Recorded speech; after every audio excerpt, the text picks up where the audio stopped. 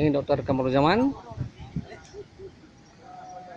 Ini manajer bola di Ini Lima Rizky. Putra. Ya, Rizky kata. Aku megang manajer bola di Lima Putra.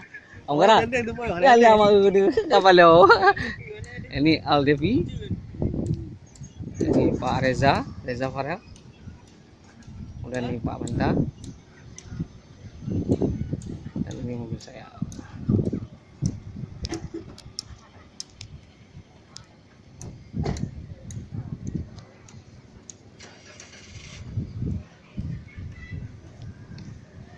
Ujung